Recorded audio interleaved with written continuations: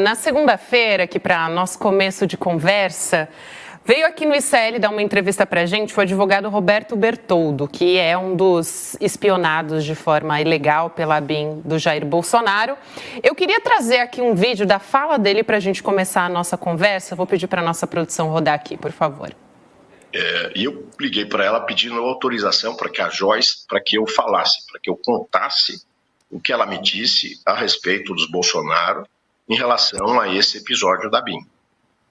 A Joyce me pediu, por favor, que eu não falasse. Eu vou respeitar o pedido dela, porque eu não tenho o todo da informação. Mas ela também comunicou esse mesmo fato. É gravíssimo, é algo extremamente grave. Deputado, eu quero perguntar para a senhora, para a gente começar a nossa conversa, que fato extremamente grave é esse que o doutor Roberto Bertoldo se refere? Não, vamos comentar, tá tudo torto aí, tem alguma coisa errada no meio dessa história, porque, na verdade, minha conversa com o Bertoldo foi sobre outro assunto, outro fato, do qual eu sei, mas não tenho a mínima prova, então não tinha como eu autorizá-lo a falar. Contei para ele e para mais algumas pessoas, algo grave que aconteceu no próprio Rio de Janeiro, mas não foi sobre a ABIN paralela. Até, Chico, eu quero fazer uma correção aqui. A primeira a falar da ABIN paralela fui eu, no dia 2 de dezembro de 2019, na CPI das fake news. Eu contei que havia uma ABIN paralela, né? Eu já tinha conversado com o Bebiano, ele estava com muito medo de falar, mas me autorizou a falar na época. E eu tive testemunha, inclusive, né? Tive testemunha, então não era só eu e Bebiano, né? Havia duas testemunhas. E aí eu levei para a CPI das fake news e todo o meu depoimento eu mesma entreguei para o Supremo depois. Então, isso, quando o Bebiano deu a entrevista já em março de 2020 para o Roda Viva, essa informação já estava nas mãos do Supremo, eu já tinha entregue isso. Bebiano falou que eles estariam tentando, na verdade, já existia uma ABIN paralela, ele não foi muito além, porque Bebiano sempre amou muito, né, o Bolsonaro, ainda mantinha assim, um respeito grande, então ele foi mais soft nessa entrevista. Mas ali a ABIN paralela já existia, já perseguia, pessoas já estavam sendo monitoradas e grampeadas. Então aguardem as investigações, que vai chegar a informação de grampo telefônico, né? No meu caso, por exemplo, a ABIN chegava a me seguir de carro. E a coisa ficou tão ridícula, tão patética, que uma vez, eu indo à casa do Roberto Bertoldo para uma reunião lá com os advogados, a ABIN paralela, né, o pessoal da ABIN paralela parou o carro atrás do meu.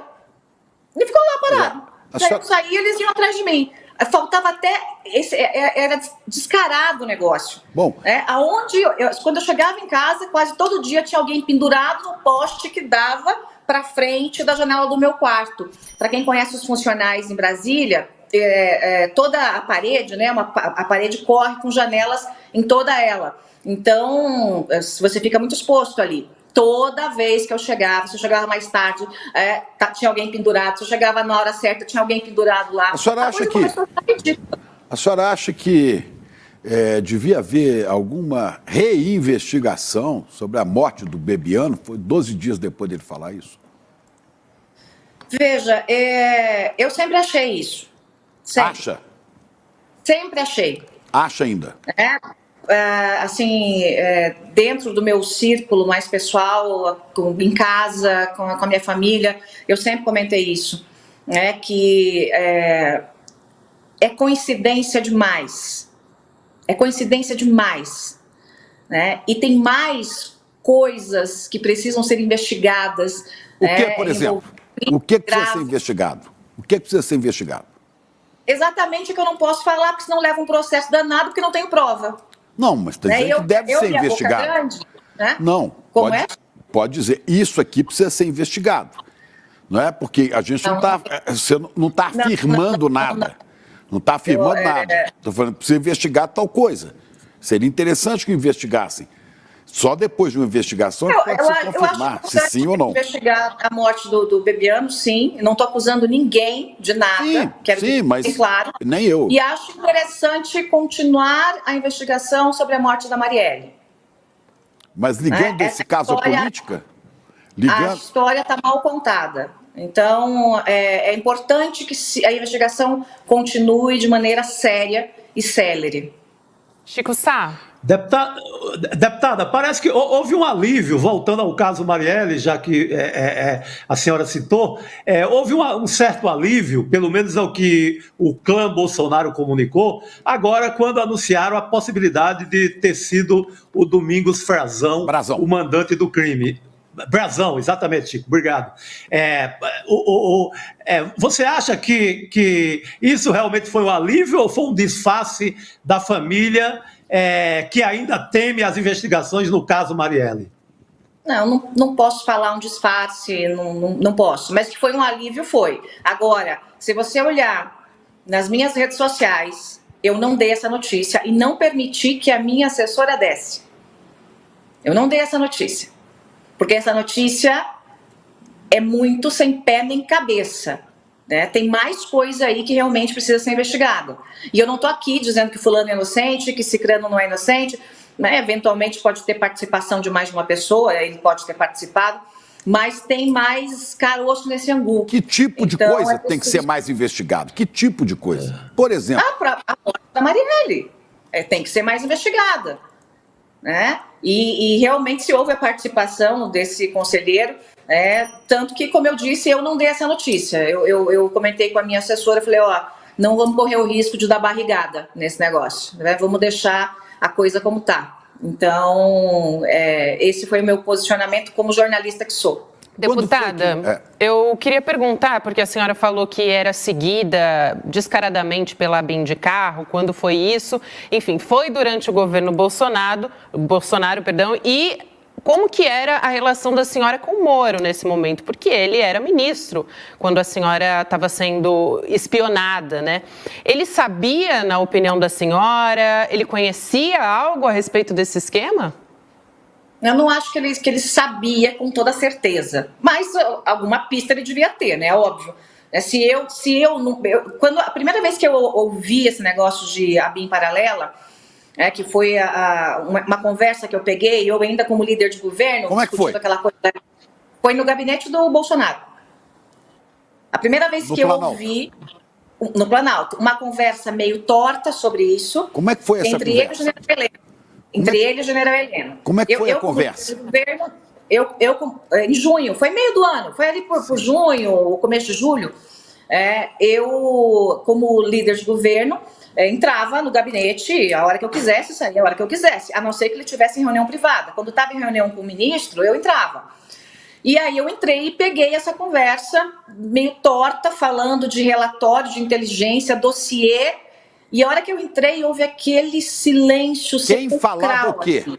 Quem falava o quê nesse momento? Eles se conversavam. O Heleno falando para o Bolsonaro, né, que alguns dossiês já estariam prontos. E eles conversando sobre isso. Eu peguei... Aquilo foi assim, eu liguei com algumas informações, como jornalista, fiz 3 ligações, juntando Lé com Cré, e já sabia dessa história, mas não tinha prova nenhuma. Quando o Bebiano me contou, porque eu acompanhei toda a tragédia que foi, né, o Bebiano jogado ao mar, porque eu estava na fase de costurar apoiamento no Congresso para o governo. E eu liguei, assim, enlouquecida para o Bolsonaro, aos gritos com ele, dizendo, você realmente vai estragar tudo. Como é que você pode fazer isso com aliado de primeira hora? Como é que você vai ter aliado de segunda hora? Isso é burrice, é estupidez. Falei nesse nível com ele. Uma dessas conversas até foi na casa do Rodrigo Maia, ele acabou ouvindo a conversa. Então, e aí o Bebiano confirmou para mim e eu levei para a CPI das fake news. Então, isso já existia, já estava implantado. Né? Não era como o Bebiano disse, né? Estavam tentando. Não, ele rompeu com o governo por conta disso, era contra, né? Mas você se lembra que foi logo no começo do governo, né? Começou o governo, o Bebiano já dançou. Então, foi nesse momento ali que eles realmente montaram a ABIN paralela. Foi quando o Bebiano saiu do governo. Depois disso, a senhora pulou do barco ou a senhora foi jogada ao mar? O que aconteceu? Não, eu acho que foram as duas coisas. Eu primeiro pulei do barco e depois eles mandaram todos os tubarões atrás de mim para ver se me devoravam. Né? Foi mais ou menos assim que aconteceu. Eu sabia que, assim, meu sonho era continuar ali para aprovar a reforma da Previdência, também a reforma administrativa e a tributária. Eu aprovei da Previdência, entreguei bonitinho, fui líder do governo que aprovou isso, lindo, maravilhoso, negociei tudo que precisava dentro do Congresso. Quando eu vi que a reforma administrativa e a tributária não iam sair, eu conversei com o Bolsonaro sobre eu deixar o governo. Eu estava numa guerra com o Eduardo Bolsonaro, assim, uma guerra de listas. Ele queria assumir o PSL e eu era indicada para ser líder. O Bolsonaro começou a comprar deputados com emenda, chamar um por um. Eu consegui, um deles acabou até gravando o presidente e tal na época, e falou para ele: estão tentando comprar, os deputados estão chamando lá 5 milhões para um, 10 milhões para outro, 20 milhões para outro e tal, aquela coisa. E eu dei um checkmate nele. E consegui uma lista em que eu fui colocada como líder. E um pouco antes disso, assim, nós já tínhamos tido muitas conversas tensas. A minha relação com o Bolsonaro não era uma relação como as pessoas imaginam depois da eleição, que era uma relação assim fofinha, né, de filha com papai. Eu realmente me colocava contra ele em vários momentos. Eu discordava dele em muitos momentos, e aquilo para ele era assim terrível. Ele não suporta a discordância. Mas eu fazia isso, eu fiz esse papel na campanha também e continuei fazendo isso. Então eu sabia que não ia durar muito o negócio. Deputado. Quando eu vi que a reforma não ia ser aprovada, falei com ele, falei: vou sair, vou mandar uma carta. Foi esse o combinado. Vou sair, vou mandar uma carta, né, na segunda-feira. Eu falei com ele numa sexta. Teve questões que a gente discutiu, nós brigamos mesmo, porque ele queria que eu defendesse o Flávio, eu não defendi. Teve vários percalços ali. E ficou combinado que eu sairia na sexta, até ajudaria a escolher um novo líder do governo do Congresso, que eu indiquei e foi o escolhido, inclusive, né? E ficou tudo certo. Quando eu chego em São Paulo, que eu acordo de manhã no sábado, né, eu fui demitida pela imprensa, sendo que eu já tinha pedido para sair. Então eles são tão babacas, tão infantis, que os filhos do Bolsonaro vazaram para um site que eu fui trocada, sendo que eu tinha pedido para sair e mandaria a carta na segunda. É só, sabe aquela coisa para dizer assim, eu fiz primeiro. Sim. É bem uma coisa de criança mesmo, mal criada. E depois Deputada. disso, Chico, eles começaram um ataque contra a minha reputação, que, né, segundo 2 institutos de pesquisa e universidades, eu fui a persona mais atacada na internet durante 2 anos e meio. Então, foi realmente um linchamento moral, né, um estupro moral. Eu disse isso várias vezes na tribuna da Câmara. E, assim, tudo que eles puderam fazer para me destruir, eles fizeram. Agora, né, com a operação da Polícia Federal, que está na cola da BIM Paralela, muita gente está me pedindo perdão. Perdão, você tinha razão, deputada, você falou na CPI das fake news, né? Mas depois de apanhar tanto, perdão agora fica para depois, né? Deputada, Chico Sá tem uma pergunta, eu tenho outra, a Gabi tem outra. Eu só pedir para a senhora ser mais sintética na resposta. Vamos passar para o Chico. Vou tentar, eu sou jornalista, eu falo bastante. Ótimo, deputada. A senhora citou agora o Flávio Bolsonaro. O ex-presidente, ele queria que você fizesse uma defesa mais enfática no caso das rachadinhas, não é isso? Pelo que eu tô... Era essa... É porque todo dia, Chico, eu saía do Planalto e era eu que falava com a imprensa, porque estava naquela coisa da reforma da Previdência, todo mundo queria notícia. E ficou combinado que nem o Paulo Guedes abriria mais a boca, depois de falar tanta asneira, e nem o Bolsonaro abriria a boca sobre isso. Porque cada vez que eles abriam a boca, a gente perdia 100 milhões. Né? Então, um tri foi caindo, né? E a reforma mingou um pouquinho. E ele queria, né, que enquanto eu estava falando da reforma, que eu saísse defendendo o Flávio. E eu falei, eu não vou defender picareta. Eu não tenho relação nenhuma com o Flávio, eu nunca tive relação com o Flávio. Quando o Bolsonaro passou do primeiro para o segundo turno, ele me ligou para dar parabéns, porque eu tinha feito mais de 1 milhão de votos e tal, e ele falou o seguinte, e agora, o que eu faço para o segundo turno? Eu falei, a primeira coisa, pega seus filhos, tranca no banheiro e toma o celular. Né? Inclusive o Carluxo. E eu falei, sério, foi em tom jocoso. para ele realmente afastar os filhos da campanha. O Carluxo também? Como? Trancar o Carluxo também? Todos. O ideal é ter afastado todos, porque ali se construiu uma rede de fake news, de ataque ali, que eu nunca concordei com aquilo. Né? Eles atacavam, inclusive, aliados. Se um aliado ousava a fazer uma discordância pequena, eles atacavam. Eles me atacaram porque eu estava concorrendo com o Eduardo Bolsonaro. Na campanha, olha que loucura. Né? Chegaram a me atacar na campanha. Então, eu tive com o Carlos uma única vez, quando eu levei a Viviane Sena na casa do Bolsonaro, lá no Rio de Janeiro, porque ela era minha indicada para ser ministra da Educação.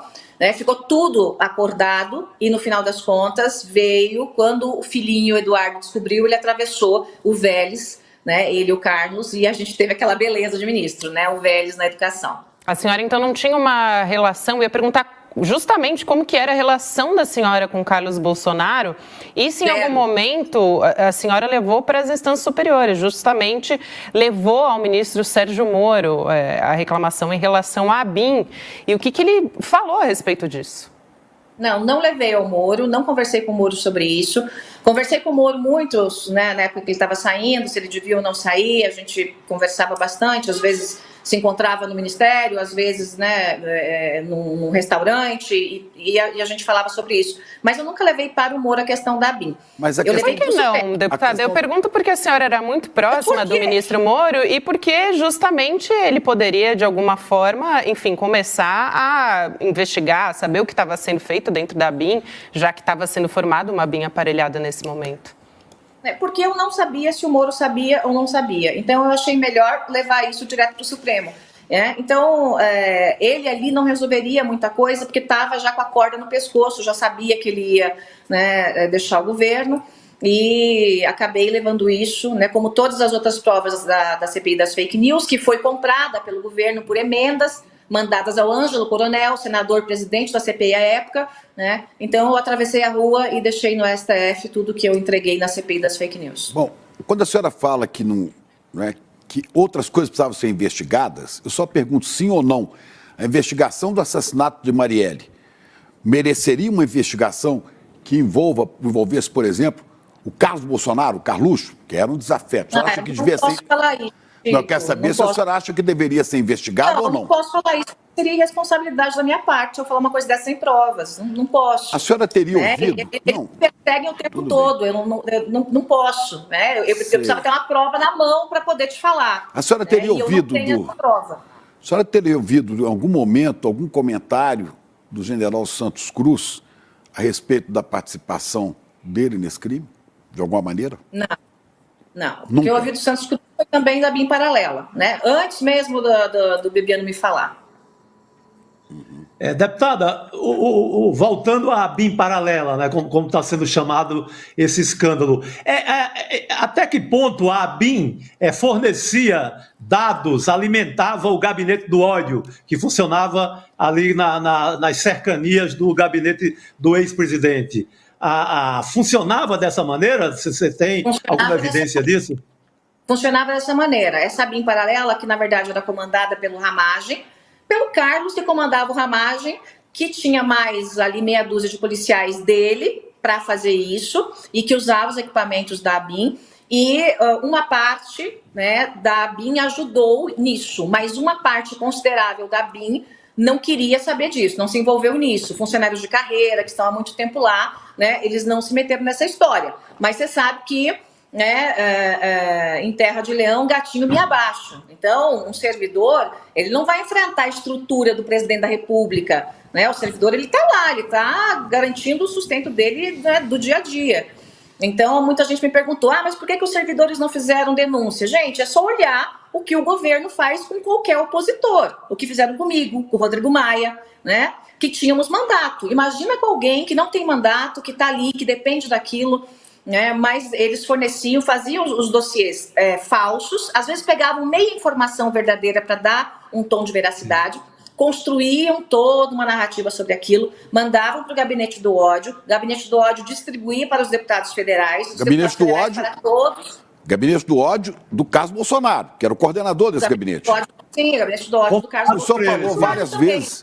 Que o senhor... O Eduardo também. A senhora falou várias vezes que teme as consequências do que possa ser dito ou não ser dito. As consequências partindo do Carluxo, do Carlos Bolsonaro. Quem é o Carlos Bolsonaro e de que ele é capaz? Porque a senhora já falou isso também. O Carlos Bolsonaro é um psicopata capaz de qualquer coisa. Ele já te ameaçou alguma vez, deputada?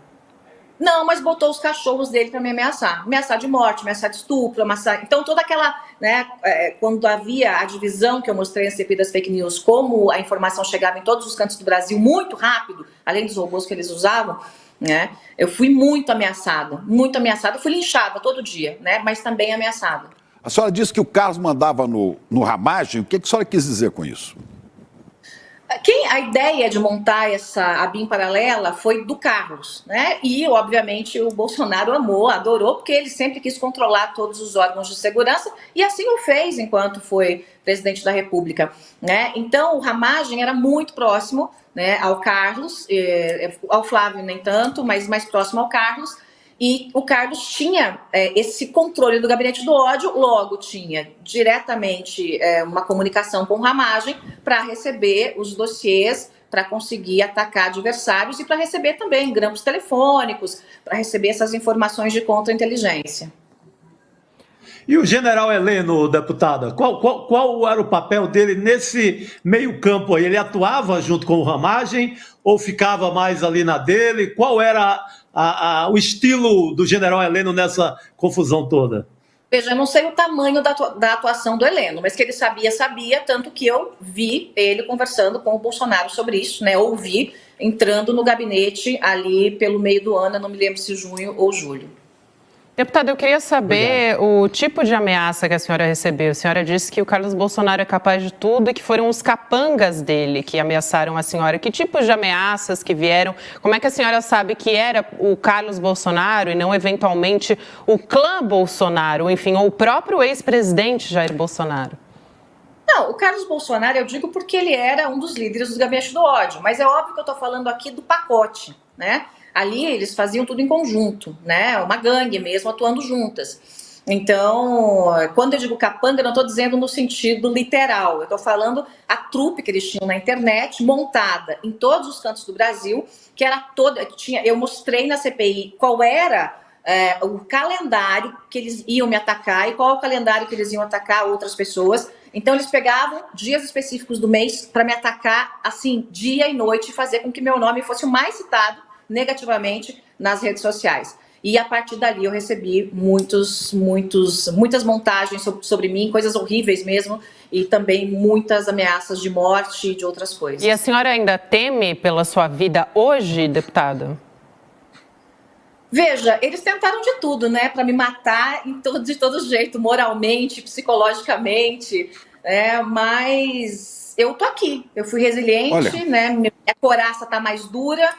E eu não tenho medo desses bandidos, não. A senhora falou que Carlos Bolsonaro é um psicopata, capaz de tudo. O que é tudo? Ele é capaz do quê?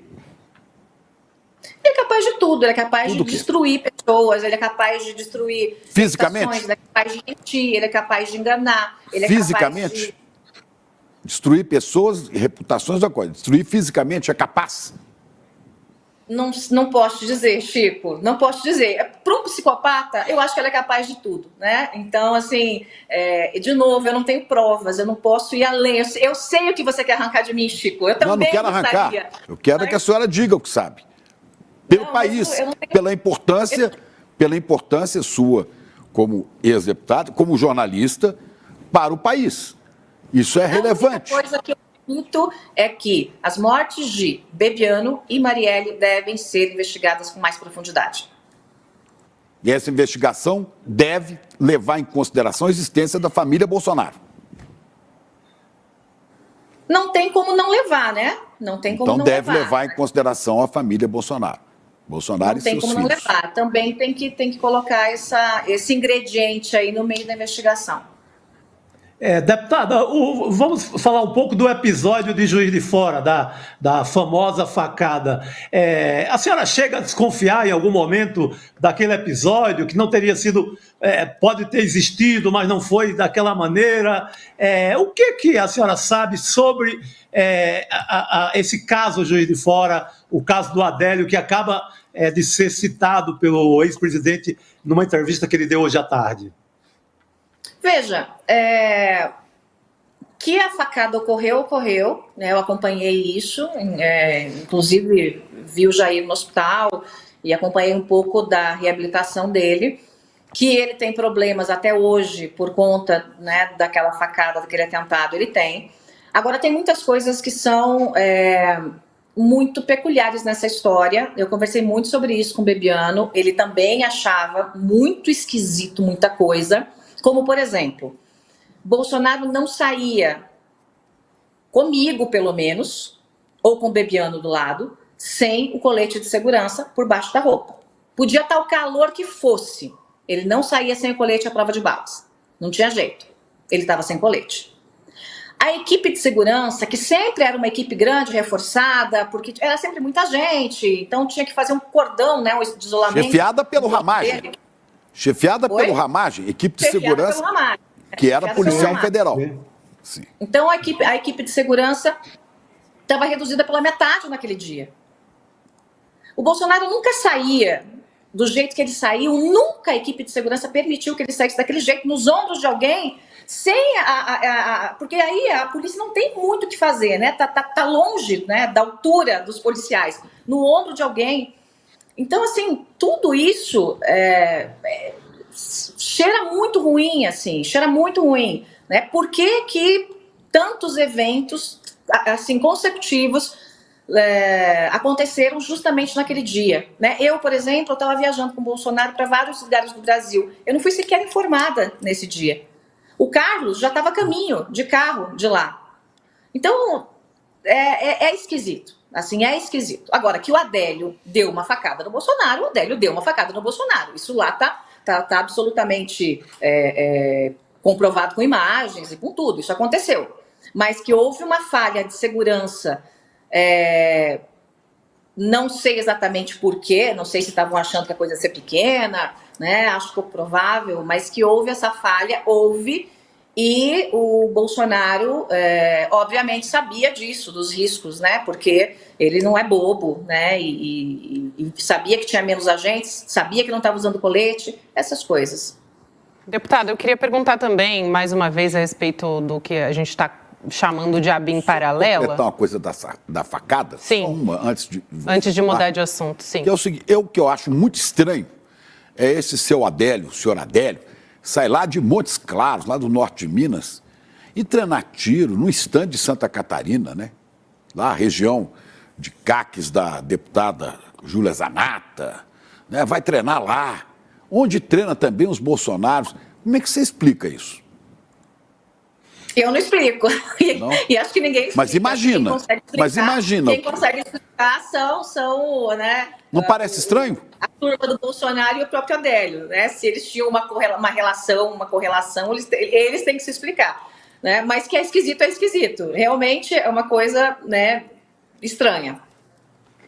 Eu queria perguntar, deputada, a respeito da ABIN, né? Voltar para a ABIN aparelhada, para perguntar em que contexto que isso aconteceu, né? Tanto a senhora denunciou, o próprio Bebiano também.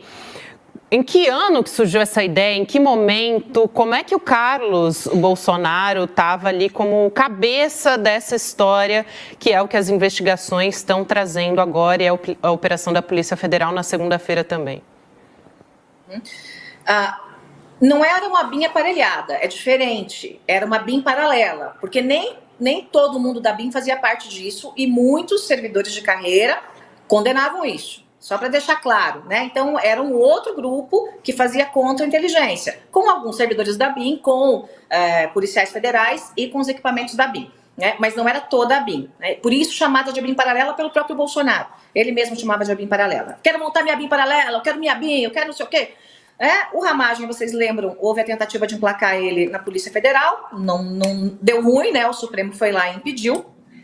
O Carlos veio com essa ideia logo no início do governo, né? No segundo mês ali, o Bebiano já ficou sabendo disso. E qual era a motivação dele, diferente. deputada? Só para não perder aqui a linha do raciocínio. A motivação? Isso.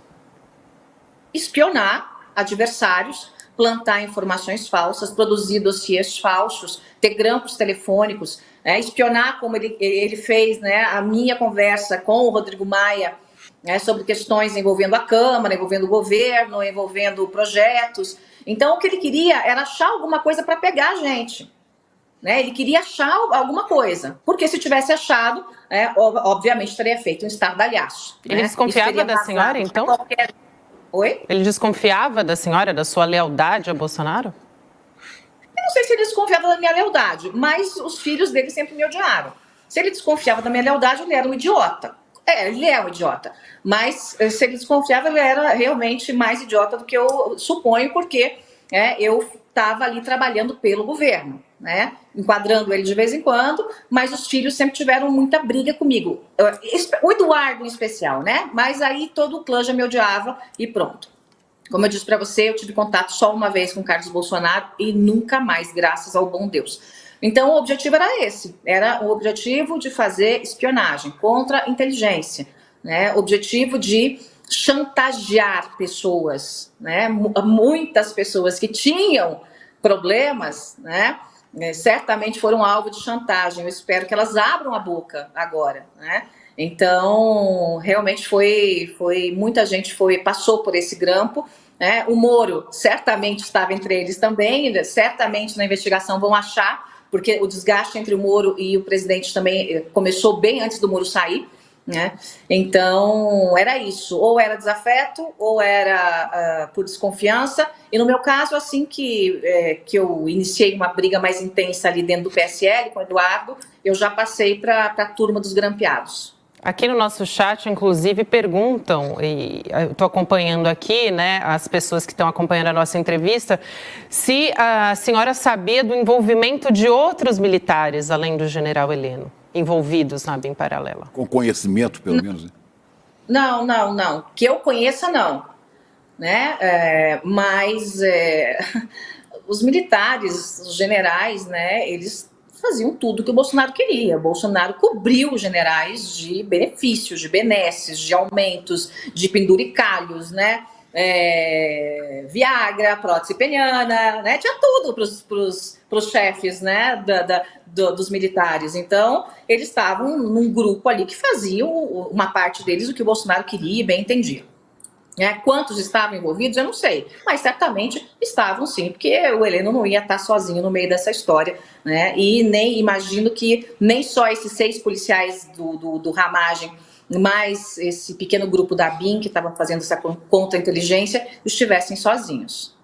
Deputada, eu também queria perguntar, desculpa, Chico, pode ir lá, depois eu faço. Não, por favor, Gabi, vai lá que eu vou depois. Sobre a BIM paralela, eu queria perguntar para a senhora, deputada, o que a senhora sabia, que a senhora acredita que poderia motivar a BIM paralela a fazer um monitoramento, e em que medida que a senhora incomoda o bolsonarismo? O que te assustou mais, talvez, nesse momento, vendo do que era capaz e o quanto a senhora estava sendo perseguida pelo que a senhora relata aqui? Olha, não há uma motivação específica, não precisa de uma motivação específica, basta você discordar, e eu era uma pessoa importante dentro do Congresso, fui líder do governo, cuidava de Câmara, de Senado, de Ministério, aquela coisa toda, né? Então foi uma repercussão muito grande em cima do meu nome. E aquilo foi causando um ódio, inclusive, entre os irmãos, né? O Eduardo e o Flávio tinham um pavor de mim, porque eles acabavam aparecendo mais em escândalo e eu aparecia nas notícias boas, fazendo, né, as coisas andarem dentro da Câmara dos Deputados. Mas basta o momento em que as tensões aumentaram entre mim e o Bolsonaro, como eu disse, foi bem antes de eu sair, o tensionamento do meio do ano para frente foi muito, muito pesado. Eu só não saí antes porque precisava realmente continuar tocando a reforma, porque o líder do governo na Câmara coitado, o Rodrigo Maia nem atendia ele, era esse nível, não atendia, não entrava na casa do Rodrigo Maia. Então, como é que você vai ter um líder que não conversa com o presidente da Câmara, né? Então, ficava para mim, eu fazia 2 lideranças ao mesmo tempo. né? Então, no momento em que eu passei a ter essas tensões com o bolsonarismo, né, eu já percebi que a coisa começou a ficar um pouco diferente. Os meus seguranças, que eu andava escoltado o tempo todo, os meus seguranças começavam a ver carros seguindo a gente, né? E na sequência tive toda a certeza, depois de ouvir essa conversa aí, esse trechinho de conversa do Heleno com o Bolsonaro, e logo depois o Bebiano me contando tudo. Diga, Chico. Deputada, eu volto ao momento em que o Bolsonaro, como ex-presidente, pede a senhora para defender o Flávio. Nesse momento, ele chega a ser um tanto quanto violento, né, na abordagem. Eu queria que você me contasse um pouco essa reunião. Sim. Bom, estávamos eu e ele a várias mesas na sala da presidência. Ele estava sentado numa mesa quando eu entrei, numa cadeira à mesa quando eu entrei. E ele já estava tenso, com os olhos vermelhos, né? Ele tinha... o Bolsonaro alterava muito entre gargalhadas e choro, e uma coisa meio bipolar ali. Ele estava com os olhos vermelhos, não sei se de raiva ou do quê. E ele falou, senta aí. E ele falou, olha aqui, não tem como a minha líder não defender meu filho. Você vai ter que defender o Flávio. E queria, inclusive, que eu falasse com o Fux na época. Porque eu tinha uma abertura ali dentro do Supremo também. Ele queria que eu falasse com o Fux na época. E eu falei, não vou falar. Que mané falar com o Fux? Vê se tem cabimento um negócio desse, né? Então ele queria que eu conseguisse dar uma blindada ali no Supremo, né? E ele exigiu. E eu disse, não defendo picareta. Não vou defender. Eu sei que ele fez o que ele fez, eu não vou defender Jair.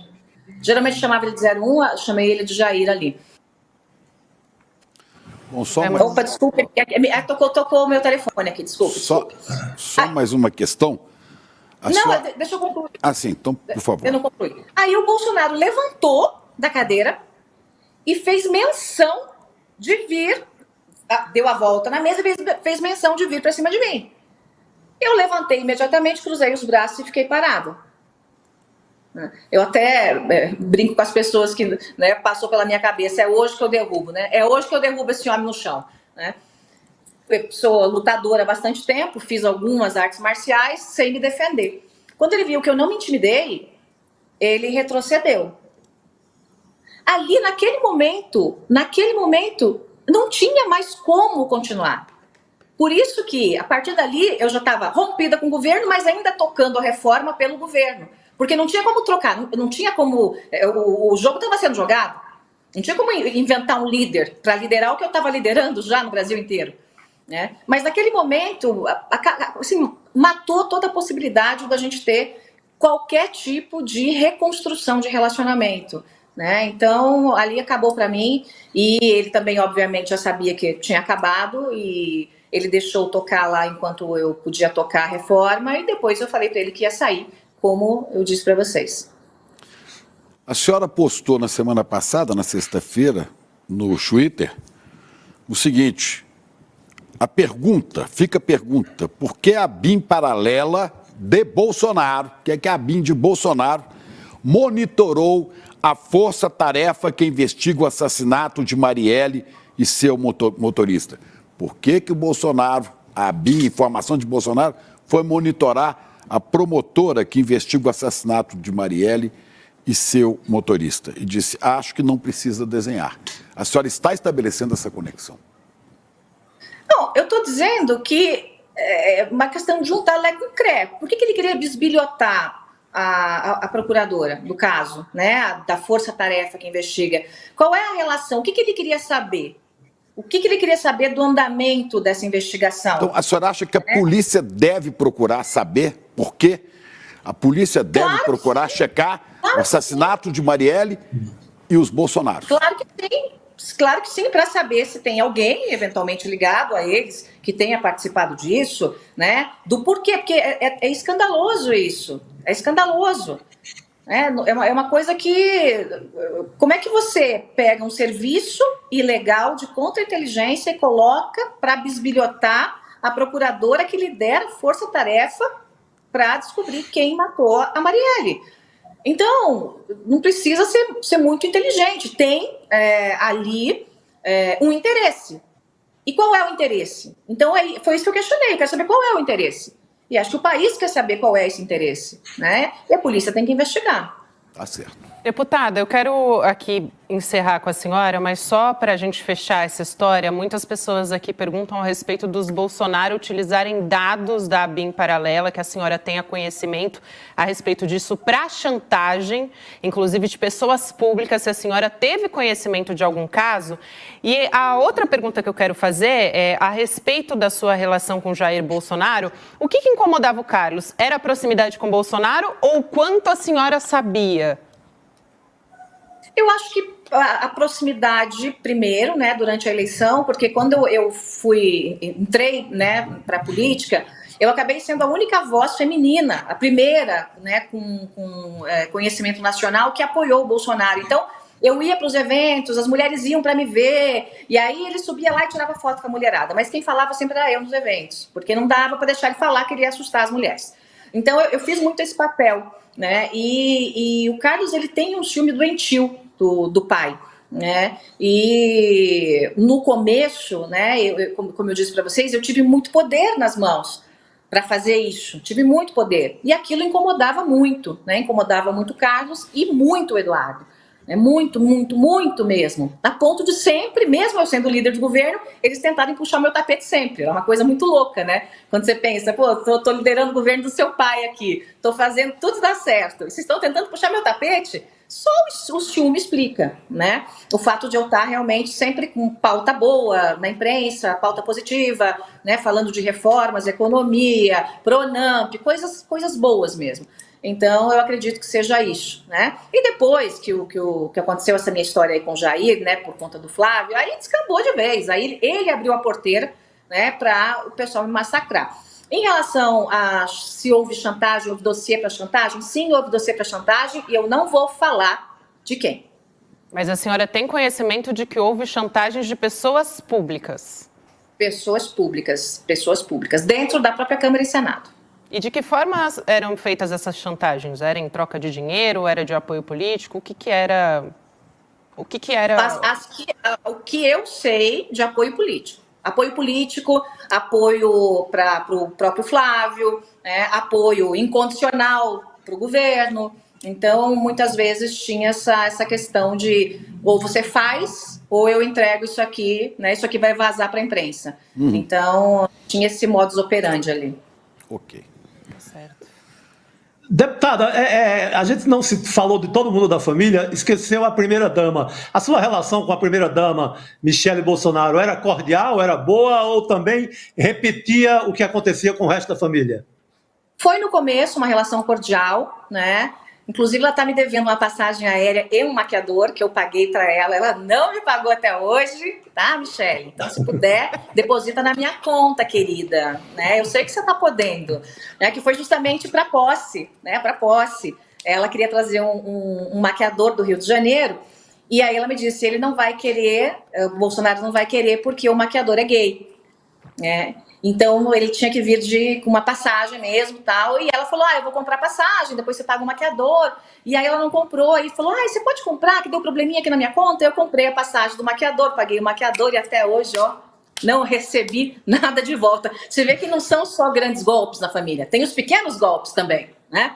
Mas a minha relação com ela foi cordial a princípio, depois eu já achei estranho esse negócio, quando eu comecei a conhecer mais, eu vi que havia um personagem ali por trás, né, que aquela moça toda boazinha, não era nada daquilo, era realmente uma menina deslumbrada, uma moça que estava deslumbrada, que queria tomar chá das 5 com maquiador o tempo todo, que não estava nem aí para os problemas do Brasil, que não fez nada em área nenhuma, né, dentro do governo, que poderia estar tocando área social, né, e essas coisas todas. Então, eu me lembro que uma vez eu fui apresentar uma pessoa para ela, na verdade uma deputada, né? Posso até falar o nome, Daiane Figueiró, da Bahia. Eu fui apresentar a Daiane para ela e foi na época da transição e tal, e a Daiane foi toda empolgada, queria tirar foto. Aí quando a Daiane foi dar um beijo nela, ela falou assim, não encosta para não marcar minha maquiagem.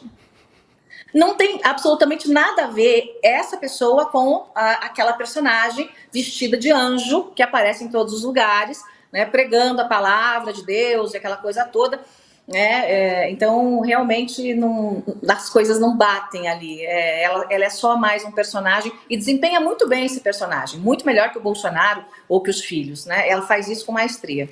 Deputada, a gente vai ter que encerrar, mas rapidamente, a senhora pretende se candidatar agora eventualmente, por exemplo, um cargo de vereador, e por qual partido? Então, vamos lá. Até o meio do ano, minha resposta era não, nem que a vaca tussa, né? Os partidos começaram a me procurar do meio do ano para cá. Eu tive conversas mais intensas com 3 partidos, um eu descartei, 2 estou conversando. Provavelmente eu me filie nos próximos meses. Quais são os não partidos decidi... que a senhora está conversando?